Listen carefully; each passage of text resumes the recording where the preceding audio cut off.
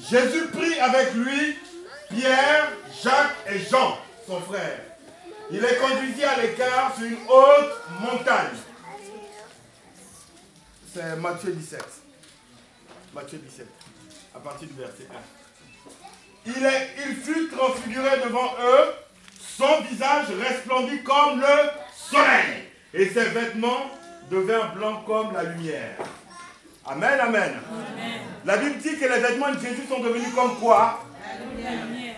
Mais avant la lumière, on a utilisé un mot. Ses vêtements, son visage est devenu comme quoi? Comme le soleil. Et dans la Bible, qui est le soleil? C'est Dieu le Père.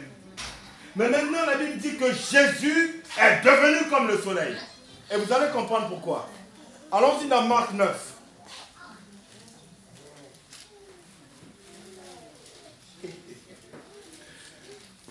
Marc 9. C'est bon pour tout le monde? Verset 2.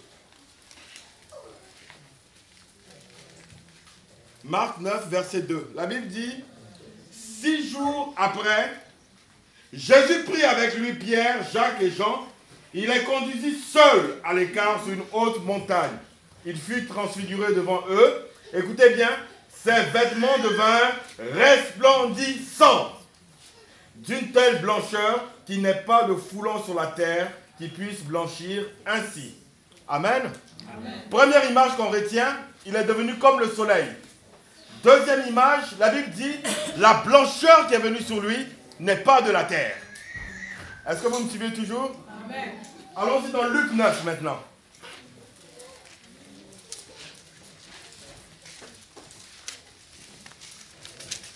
Alléluia. Oh, que j'aime la parole de Dieu. Luc 9, verset 28. Alléluia.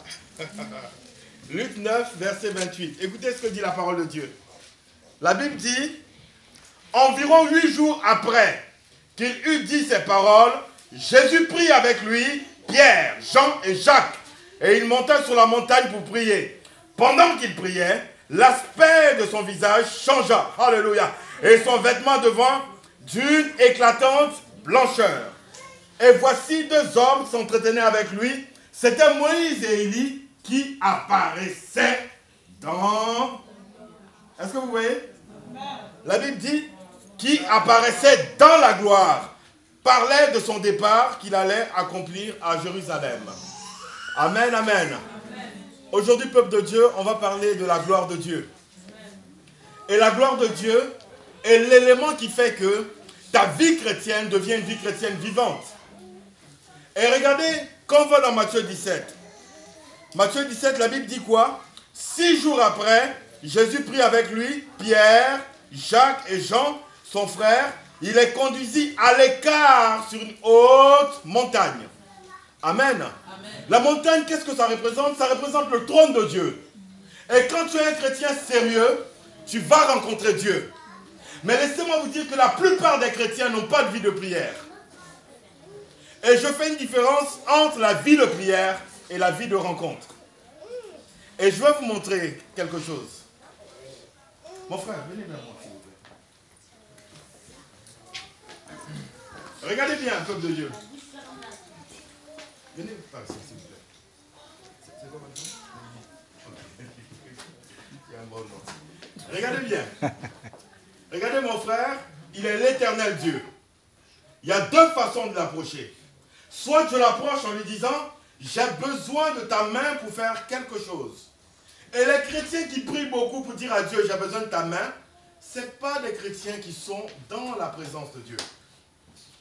Est-ce que vous me suivez? Mais maintenant, si j'entre dans sa présence pour dire, j'aimerais savoir comment tu vas, comment tu t'appelles, je veux voir comment tu es habillé, je veux comprendre comment tu réfléchis, je m'intéresse à qui? À lui-même. Et la plupart des chrétiens, ils s'en foutent si Dieu va bien ou s'il va mal. Est-ce que vous me suivez? La seule chose qui veut de Dieu, règle mon problème. Mais maintenant, quand tu approches Dieu, comme Jésus l'a fait dans Matthieu 17, la Bible dit qu'il s'est mis à l'écart. Ça veut dire qu'il s'est mis en dehors des critiques, en dehors des bêtises, en dehors de tout ce qui ne va pas, il dit, je me mets à l'écart parce que j'ai une priorité, j'ai une rencontre. Je dois rencontrer Dieu. Est-ce que vous me suivez? Amen. Mais maintenant, quand il a rencontré Dieu, ce n'est pas avec un esprit d'escroquerie, mais c'est un esprit de rencontre. Est-ce que vous me suivez? Amen. Parce qu'il y a beaucoup de gens qui disent, je veux rencontrer le président. Mais il veut rencontrer le président pour avoir une solution à son problème. Mais celui qui dit, je veux rencontrer le président pour le connaître, c'est celui-là qui est intéressant. Maintenant, quand Jésus est monté sur la montagne, il dit, je vais rencontrer mon Père. Est-ce que vous me suivez? Amen. Et parce qu'il veut rencontrer son Père, maintenant son Père libère la gloire. Vous comprenez, peuple de Dieu? Amen. Et quand la gloire est libérée, Jésus reçoit sur lui la gloire qui vient du Père. Et quand Jésus descend de la montagne, c'est normal qu'il guérisse les malades. Parce qu'il a rencontré celui qui a la gloire. Est-ce que vous me suivez? Amen. Quand ta vie de prière est difficile, tu trouves que le temps est long, ça veut dire que tu ne rencontres pas Dieu. Le signe d'une bonne vie de prière, c'est que quand tu es en train de prier, tu te sens bien. Amen. Et tant que tu ne te sens pas encore bien, tu n'as pas une bonne vie de prière. Il y a beaucoup de chrétiens, il est dans la prière, quand tu lui dis prie 5 minutes, oh c'est trop long, oh c'est trop compliqué, oh j'ai sommeil. Ça veut dire que tu n'as pas encore une vie de rencontre avec Dieu. Et ceux qui ne rencontrent pas Dieu ne peuvent pas recevoir la gloire de Dieu. Merci mon frère. Est-ce que c'est clair, peuple de Dieu? Amen. Regardez dans Matthieu 17, la Bible nous dit, il fut transfiguré devant eux, son visage resplendit comme le soleil. Est-ce que vous savez qu'il y a 3 niveaux au niveau de la blancheur qui doit sortir? Regardez, allons dans 1 Corinthiens 15. 1 Corinthiens 15.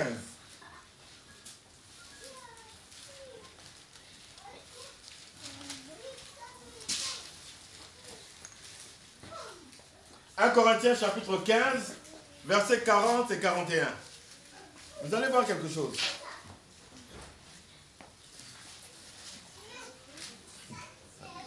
En forme? 1 Corinthiens chapitre 15. Écoutez ce que dit la parole de Dieu. Verset 40. C'est bon pour tout le monde? Il y a aussi des corps célestes et des corps terrestres. Mais autre est l'éclat des corps célestes, autre est celui des corps terrestres. Regardez bien, peuple de Dieu. Il y a des corps qui sont dans le ciel. Ok? Mais il y a des corps qui sont sur la terre. Et les corps qui sont sur la terre, c'est qui? Ce sont les animaux et puis les hommes qui n'ont pas la crainte de Dieu. Vous me suivez? Regardez la suite maintenant. Verset 41. Autre est l'éclat du soleil. Autre est l'éclat de la lune. Autre est l'éclat des étoiles. Même une étoile diffère en éclat d'une autre étoile. Qu'est-ce que ça veut dire? Viens Noé là. Viens. Viens à côté de moi. Ma soeur, venez vers moi. Et puis vous, venez vers moi s'il vous plaît. Je veux bien vous expliquer ça. Je veux que tout le monde comprenne bien. Regardez, vous allez vous mettre ici. Elle, c'est Dieu le Père. Elle est habillée de quelle couleur? En blanc. Donc c'est Dieu le Père. C'est le soleil qui resplendit selon la parole de Dieu. Maintenant, nous 3 ici, nous sommes 3 chrétiens. Ok? Mais nous sommes 3 chrétiens qui veulent aller dans la présence de Dieu. Vous me suivez? Maintenant, tous les 3, on a une vie de prière. Mais selon la Bible, moi je brille comme une étoile. Ça veut dire que je brille pas beaucoup. Elle, Noéla, elle brille comme la lune. Et elle brille comme le soleil. Mais tous les 3, on a le même Dieu, on a le même Père. Mais qu'est-ce qui fait la différence entre nous 3? C'est le sérieux dans notre cœur, la détermination. Vous me suivez?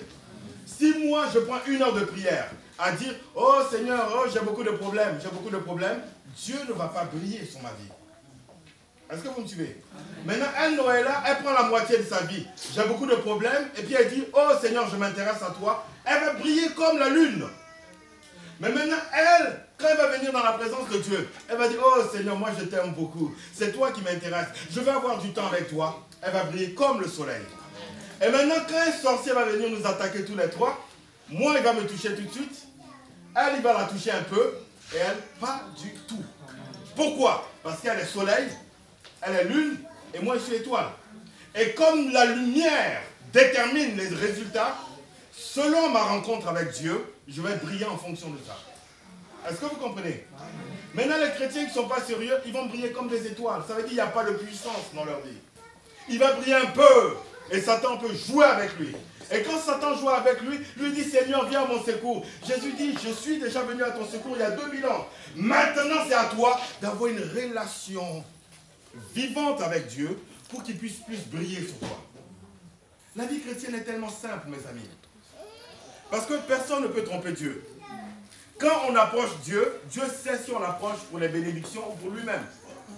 Maintenant, si j'approche Dieu comme Jésus, oh Dieu, c'est toi que je cherche. Maintenant, Dieu va briller et Jésus va se mettre à briller comme le soleil. Et quand il brille comme le soleil, est-ce qu'elle peut tomber malade? Jamais. Tous les problèmes seront brûlés par la lumière du soleil. Vous comprenez c'est quoi la gloire de Dieu? La gloire de Dieu se reçoit au contact avec Dieu lui-même. C'est pour cela que Jésus a dit, je recherche la gloire qui vient de Dieu seul. Parce que la gloire que Dieu donne t'élève au-dessus des hommes et de tes ennemis. Vous comprenez? C'est pour cela que quand un chrétien est sérieux avec Dieu, c'est Dieu qui va le faire briller. Amen. Parce que quand un homme te fait briller, il peut éteindre ta flamme. Mais si c'est l'Éternel, alléluia, Amen. alléluia. Amen. Si lui te fait briller, personne ne pourra éteindre ta flamme. Même quand tu dors, tu vas briller comme le soleil. Même à 3000 km, quand ton oncle vient avec son avion, il voit que tu brilles comme le soleil. Il dit, oh, j'ai mal aux yeux, il s'en va ailleurs. Parce que tu brilles comme le soleil. C'est pour ça que la vie chrétienne est une chose sérieuse. On n'a plus le temps d'être des enfants spirituels. Maintenant, chacun doit lui-même chercher Dieu pour lui-même. Si tu ne le fais pas, oh, homme de Dieu, prie pour moi. Il n'y a pas de problème. On va prier pour toi, on va prier pour toi. Mais tu ne brilleras jamais. Pour briller, il faut s'approcher de lui. Et Dieu nous regarde, nous tous, quand nous sommes dans nos temps de prière. Le Seigneur nous observe tous pour voir qui sont les chrétiens qui veulent de lui. Amen. Et qui sont les escrocs. Vous pensez qu'on peut rouler Dieu? Moi, ça me fait toujours rire quand quelqu'un veut rouler Dieu. Quoi. Parce que 3000 ans avant ta naissance, il savait qu'à telle date, tu allais essayer de le rouler. Donc quand tu viens, tu penses que tu peux faire comme le serpent. Il est au courant. Écoutez-moi mes amis, on n'a que 3 secondes sur la terre. Aujourd'hui même, quelqu'un peut mourir. Demain, quelqu'un peut mourir. Mais si tu n'es pas sérieux avec Dieu, tu vas le regretter pour toujours. C'est maintenant qu'il faut être sérieux avec l'Éternel. Il faut arrêter toutes les bêtises. Il faut arrêter les fétiches. Il faut arrêter les consultations de voyants. Il faut arrêter toutes ces abominations. La sorcellerie, il faut arrêter tout ça. Et prendre un temps sérieux avec Dieu. Parce que quand je suis avec Dieu, la Bible dit tel il est, tel je suis. Amen. Si Dieu est fort, je deviens fort. S'il brille, je brille. S'il est puissant, je suis puissant. S'il ne peut pas tomber malade, je ne peux pas tomber malade. S'il ne peut pas être attaqué, je ne peux pas être attaqué. C'est pour cela que quand une attaque touche ta vie, il faut que tu comprennes que tu n'as pas atteint le niveau du soleil. Est-ce que vous me comprenez? Amen. À quoi ça sert de te fâcher pour rien? Sois sérieux avec l'Éternel. Si tu es sérieux avec l'Éternel, tu vas dégager une telle gloire que même tes ennemis vont te respecter. Est-ce que vous me suivez? Tu vas dégager une telle gloire que quand tu vois quelqu'un, tu sais qui il est. Tu vas dégager une telle gloire que tu vas marcher avec la connaissance de Dieu lui-même. Tu vas dégager une telle gloire que tu ne pourras pas échouer quand tu fais quelque chose. Tu vas dégager une telle gloire que quand Satan va te voir, il va te respecter. Parce que quand Satan est impoli avec toi, ça veut dire que tu n'es pas sérieux avec Dieu. Vous savez, c'est très simple. Hein? Si Satan blague avec toi, c'est que toi tu blagues avec Dieu.